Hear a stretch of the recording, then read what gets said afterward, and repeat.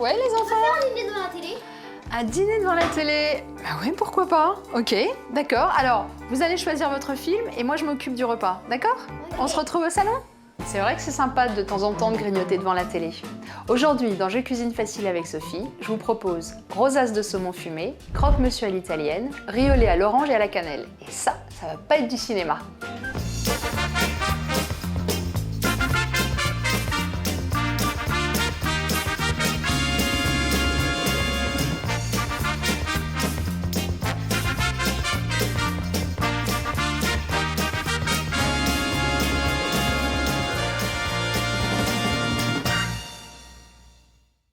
Croque-monsieur à l'italienne. Alors, vous imaginez que le croque-monsieur, c'est simplement 2 tranches de pain avec du jambon et du fromage?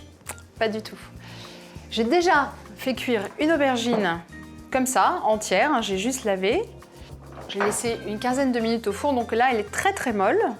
Je vais récupérer sa pulpe. Je vais la couper en 2. Oui, un croque-monsieur, c'est pas seulement du jambon et du fromage. Et un croque-monsieur, vous pouvez faire des tonnes de croque-monsieur. Vous remplacez le jambon cuit par du jambon cru, vous remplacez le gruyère par de la mozzarella comme ici. Je vais remettre même la pulpe sur la planche et avec un couteau, voilà, je vais la hacher comme ça grossièrement. Je remets la pulpe dans le bol, je m'en servirai tout à l'heure. Alors je vais égoutter des tomates séchées que je vais également couper en petits morceaux, ça sera plus facile à mastiquer tout à l'heure.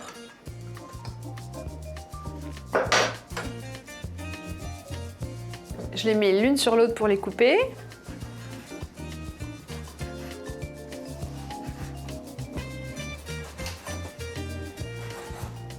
Je vais les placer dans le petit bol. Je vais maintenant découper la mozzarella en lamelles. J'essaie de faire des lamelles assez fines hein, pour que ça soit pas trop épais dans le croque. Alors j'ai choisi du pain de campagne. Vous pouvez évidemment choisir autre chose, hein, du pain de mie si vous préférez. Et là aussi, je les prépare un petit peu à l'avance et je les enfournerai juste au moment de les croquer. Alors je vais mettre sur une planche, je vais mettre une tranche de pain et je vais, avec un petit pinceau, récupérer l'huile des tomates séchées et je vais badigeonner ma tranche de pain avec, hein, ça va la nourrir un petit peu. Je fais de même avec l'autre côté.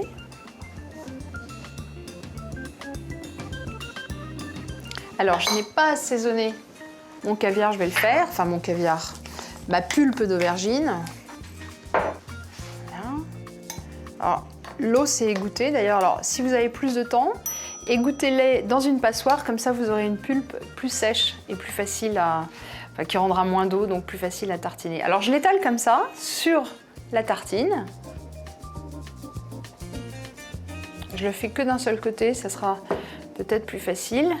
Ensuite, je vais parsemer avec quelques petits morceaux de tomates séchées, quelques lamelles de fromage,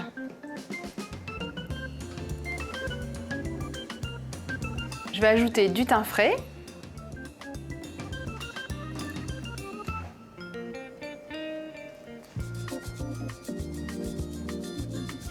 j'assaisonne encore un petit peu.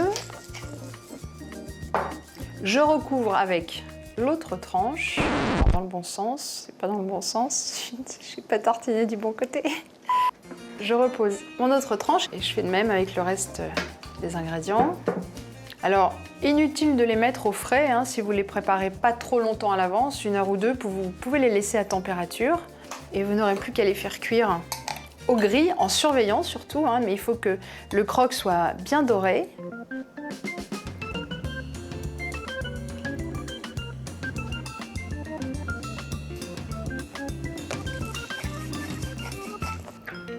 Les croques sont terminés. Je les enfournerai en position gris, en surveillant. Hein, il faut qu'ils soient bien dorés, à peu près 3-4 minutes. Et je vous laisse voir la liste des ingrédients.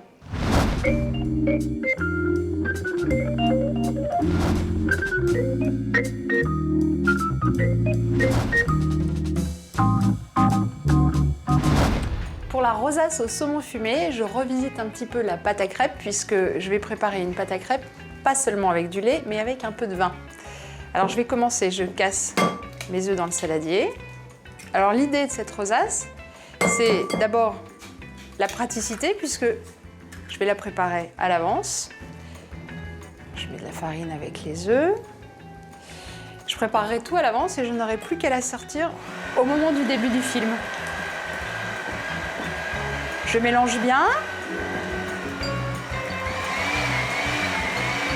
Je vais verser du lait.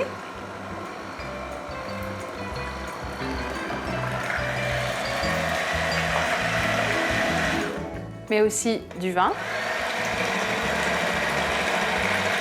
Alors pourquoi du vin? Tout simplement parce que j'ai remarqué que ça donnait plus de goût à la crêpe et ça va soutenir le goût assez fort du saumon.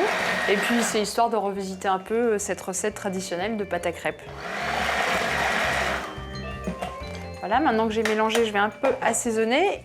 Alors vous pouvez tout à fait préparer votre pâte à crêpes un petit peu en avance et la laisser au frais, voire même la veille. Je vais allumer le feu sur la poêle. J'ajoute un peu d'huile. Et je vais procéder exactement comme pour des crêpes classiques.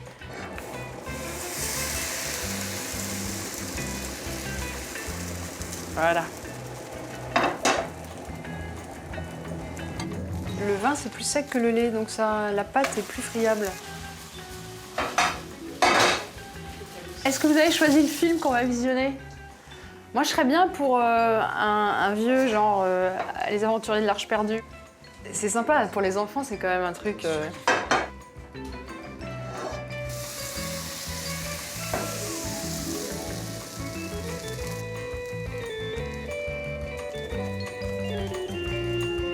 Pourquoi on regarderait pas Je cuisine facile avec Sophie?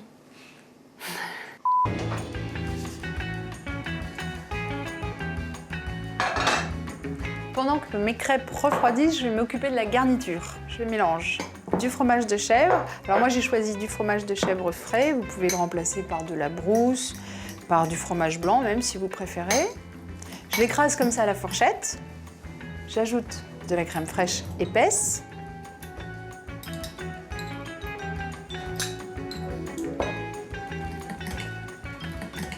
Je vais ciseler finement de la ciboulette. Alors vous pouvez également ajouter de l'aneth si vous préférez, ça se marie très très bien avec le saumon.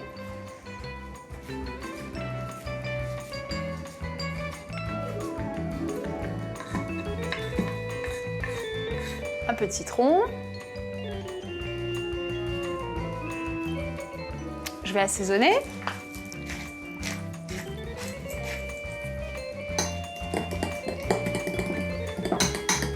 Et je vais tartiner un peu de ce mélange sur une crêpe. Je prends comme ça avec ma fourchette. Alors, je dépose une couche fine, parce que comme je vais ensuite la rouler, il ne faut pas qu'elle soit trop épaisse. Maintenant, je vais étaler une tranche de saumon fumé sur ma crêpe. Voilà. Maintenant, je roule ma crêpe sur elle-même.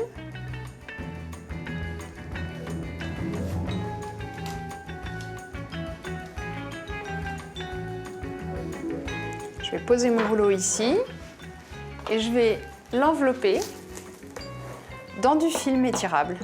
L'idée, c'est que la crêpe soit bien serrée et qu'elle puisse refroidir comme ça. Elle va se solidifier un petit peu. Je procède comme cela jusqu'à la fin des ingrédients.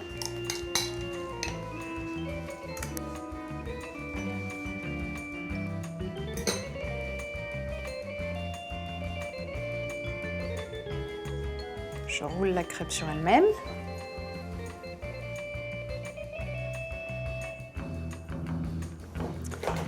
Quand j'aurai terminé, je vais les laisser au frais jusqu'au moment de les servir. En fait, à ce moment-là, je n'aurai plus qu'à les découper en petites lamelles. Et je vous laisse découvrir la liste des ingrédients.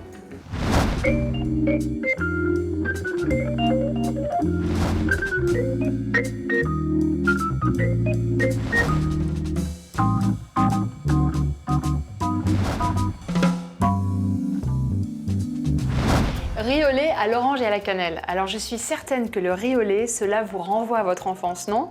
Ah oui, non, c'est tout le monde. On a tous eu des mamans qui nous ont préparé des riz au lait, chacune ayant sa recette. J'ai déjà mis du lait à chauffer. Alors moi j'utilise du lait entier, hein. C'est nettement meilleur je trouve. Alors si vous êtes au régime, utilisez du lait demi-écrémé, mais je trouve que c'est un peu dommage, ça donnera moins de goût au riz. Il faut que le lait soit riche. Alors je coupe ma gousse en deux. Je vais récupérer les petites graines. Et je vais les mettre dans ma casserole avec la gousse elle-même.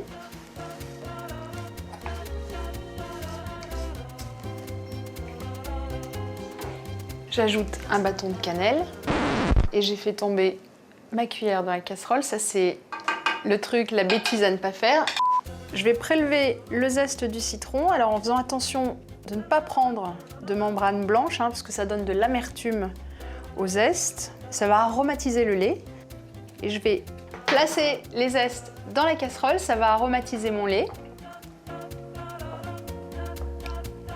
Voilà, et le lait est maintenant bien chaud. Je vais pouvoir verser le riz. Alors surtout, ne rincez pas votre riz parce qu'il faut conserver l'amidon hein, qui va justement faire que les grains vont se coller entre eux et vont donner ce merveilleux goût au riz au lait. Pour cette recette, j'ai choisi un riz qui nous vient d'Italie, un riz arborio qu'on utilise le plus souvent pour des risottos.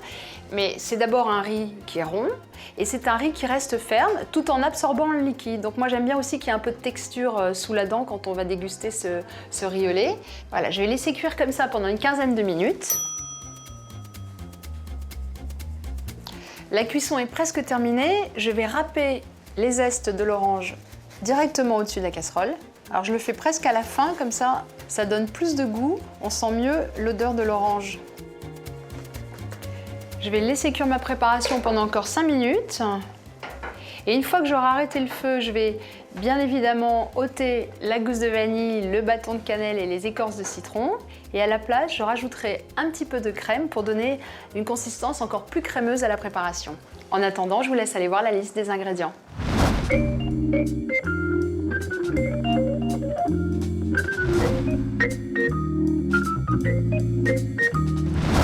Voilà les enfants, notre plateau de télé est prêt. J'ai découpé mon croque-monsieur en petits morceaux de façon à ce qu'on puisse le grignoter plus facilement. J'ai coupé mes crêpes en rosaces. Enfin, j'ai mis mon riz au lait dans des petites verrines. Je vous propose de changer de programme. Oh non, maman, pas ton émission. Ouais. Je vous propose de retrouver toutes les recettes sur www.cuisine.tv et moi je vous dis à bientôt. Ouais. Oh les amis. Oh non. Ça c'est parce que tu as mis trop de gras.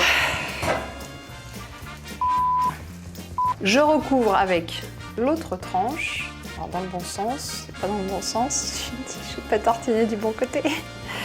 Bon, c'est pas grave.